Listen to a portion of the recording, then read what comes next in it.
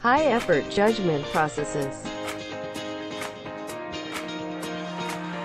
Judgments, evaluations of an object or estimates of likelihood of an outcome or event. Decision-making, making a selection among options or courses of action.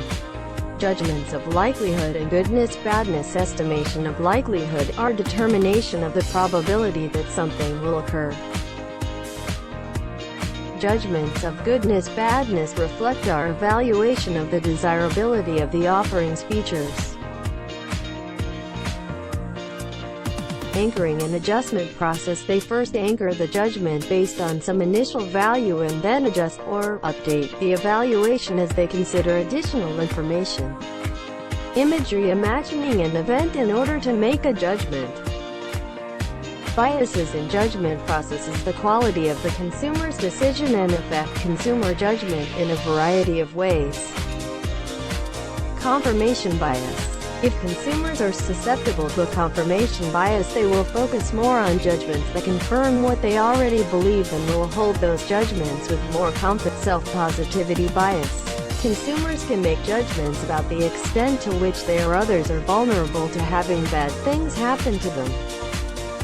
Negativity bias. With a negativity bias, consumers give negative information more weight than positive information when they are forming judgments. Mood and bias. Mood can bias consumer judgments in several ways. First, your mood can serve as the initial anchor for a judgment. Prior brand evaluations. When consumers judge a brand to be good based on their past exposure to high-effort decisions and high-effort decision-making processes, deciding which brands to consider.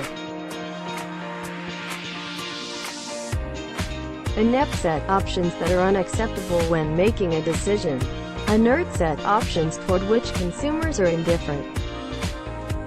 Consideration set, the subset of top-of-mind brands evaluated when making a choice.